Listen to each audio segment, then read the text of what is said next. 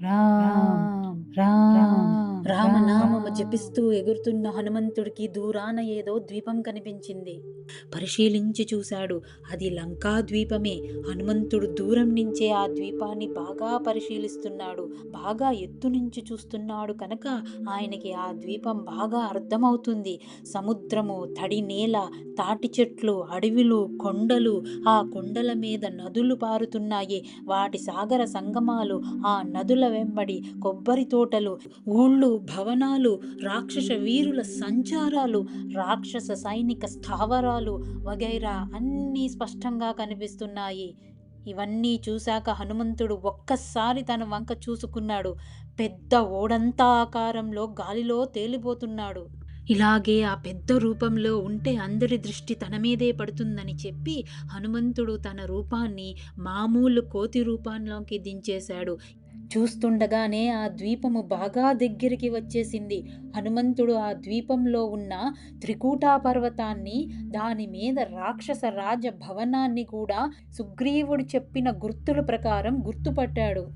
త్రికూటా పర్వతం మీద లంకానగర ప్రాకారం వెలుపల ఒక దట్టమైన అడవిలో మెల్లిగా దూకాడు హనుమంతుడు. అలా దిగిన హనుమంతుడికి రవ్వంత కూడా అలసట కనిపించలేదు. కనీసం పెద్ద నిట్టూర్పులైనా రాలేదు. ఆయనకే కొంచెం ఆశ్చర్యమయ్యింది. అప్పటికి సుమారు 4వ జాము ప్రవేశించింది. అంటే సాయంత్రం 3 గంటలన్నమాట. ఎండ బాగా కాస్తుంది. అది దట్టమైన అడవి కావడం వల్ల, సముద్ర తీరం కావడం వల్ల చల్లగాలి హాయిగా ఉంది. ఇప్పుడేం చెయ్యాలా అని కొంచెం ఆలోచించి ముందుగా ప్రాకారం దగ్గరికి వెళ్లకుండా అడవిలోనే చెట్ల మీద నుంచి చెట్ల మీదకి దూకుతూ ఊరి చుట్టూతా కొంతవరకు తిరిగి ఆ ఊరును పరిశీలించాలని ప్రయత్నం చేశాడు. ప్రాకారం ఎత్తుగా ఉండడం వల్ల ఆ ప్రయత్నం సరిగ్గా ఫలించలేదు. బాగా ఎత్తులో ఉన్న భవనాలు మాత్రం కనిపిస్తున్నాయి. అది చూసి హనుమంతుడంతటి వాడికే కళ్ళు తిరిగినంత పనయ్యింది. ఆ పట్టణము, ఆ నిర్మాణము, ఆ భవనాలు, ఆ రక్షణ వ్యవస్థ, ఆ వైభవము హనుమంతుడు చాలాసేపు ఆశ్చర్యపోయి చూస్తూ ఉన్నాడు.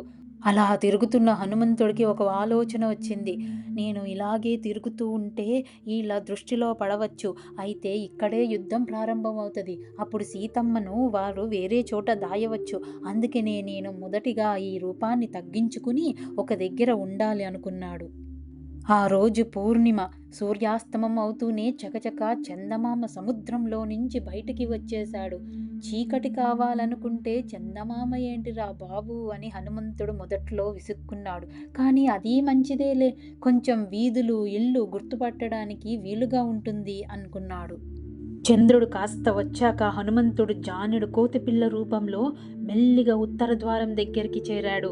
చెట్ల మీద నుంచి ఆ ద్వారం లోపలికి తొంగి చూశాడు. లోపల అంతా పరిస్థితి అర్థమయ్యింది. కాపలా వాళ్ళంతా చల్లని వెన్నెలకు కబుర్లు చెప్పుకుంటున్నారు. ఈ సందులో మనల్ని ఎవరు గమనిస్తారులే అనుకుంటూ హనుమంతుడు ప్రధాన ద్వారం పక్కనే ఒక కొంచెం చిన్న ప్రాకారం ఉంది. అది ఎక్కి లోపలికి దూకాలని అనుకున్నాడు. ఇంతలో ఎదురుగుండా ఒక పిడుగుపడ్డట్టు పనయింది. గోడలో నుంచి ఒక పెద్ద రాక్షసి మొలిచింది.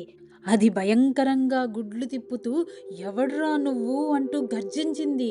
ఆ రాక్షసి ఎవరో, హనుమంతుడు ఏం చేశాడో మనం వచ్చే ఎపిసోడ్లో చూద్దాం. అంతవరకు జై ఆంజనేయ.